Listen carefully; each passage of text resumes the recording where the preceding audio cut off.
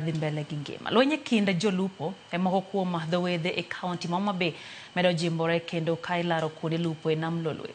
Lwenje ma bende osebedo ka kelo tho kod hinyruok ne jolupo. Thuolo mar juma achiel mokalo, jolupo ariyo moting'o nyaka jopuonjre mane nitie ike mar adek e mbalariany nyocha onegi bang' lweny mapek muoch e kind jolupo ma ka ilaro kiew mar nam ma kaka hali abich leronwa.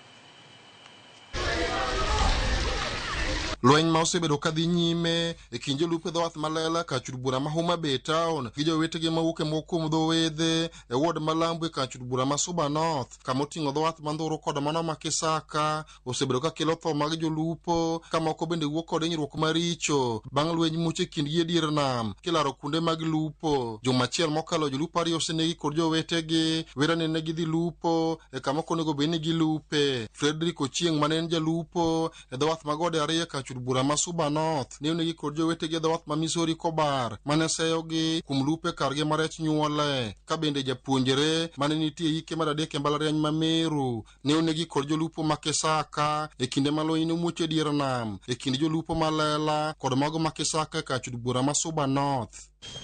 Rawera matin odhi yor menyo e yo mar nam to loba sade ne gidhi gibedo gi lwenje moko matindo tindo koso winjruok e nam ku mano kelo gocho mare gi joma Kisaka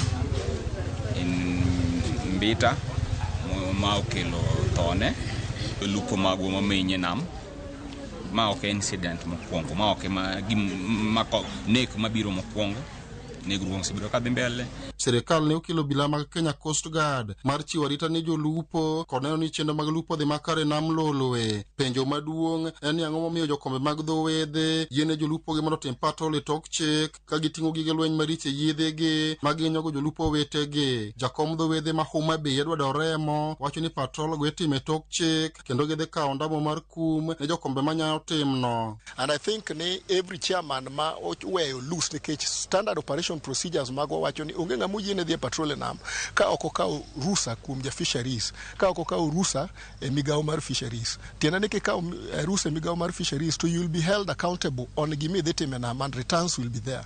Tiyudo ka jowagi dhi adhiya nam makata rusa no ok okawo aeto the only thing makoro ge report en ni ng'ato osewito ngimane. We are taking stern action on such chairmen. Wach tiyo kod gige lupo maricho nam Lolwe en achiel kuom gigo manyalo lwenye kind jolupo e moko kuom dhowedhe manitie kaunti ni. Ka e thuolo mane timo yiero e kombe mag dhowedhe, jolupo moko ne ogolo ywak margi ni nitie jokombe mag dhowedhe manyalo tiyo kod kilo maricho nam Lolwe mane odewo wang'gi e kinde yiero no. Thoge mawuok e nam gi gin gi weche ariyo. Wach namba achiel, nitie kilowa miluongo ni bungulu ma invade kuondewa mag kano rech miluongo ni breeding areas. En achiel kuom yore manyaka dilgo mane ni gini oketi kama onego bedie. We cannot keep on talking and talking maonge action. En achiel kuom yore manyaka wane ni kilowa marach makelo koko kendo madonjo e breeding areas ni oneyo manade michungego. Mar ariyo en leadership. Iyudo ka beaches wa mabende digi breeding areas gi jokombe mantie kanyo oweyo jolupo loose ma they are not taking instructions from the chairman. Jatend migawo mochung'ne chenro mag lupo e sirkand kaunti ma Homa Bay Sarah Malet kwayo jolupo mondo wedonjo time mag maunde nam Lolwe ka ok onionge chik mayiene jalupo dhi e nam kod gige lweny. Wabed gi relationship mokue gi beaches moluorowa kata mwadak godo machiegni. Wan owete kata obedo ni wadak kuonde mopogore opogore. Onge tiende wakawo ngima ng'ato nikech wach mar rech ma wadhi omo e nam. Jalupo ok oyiene dhi gi wipon e nam.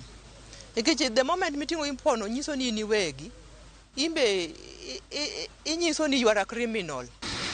Ali Abich, Ramogi TV, Homa Bay.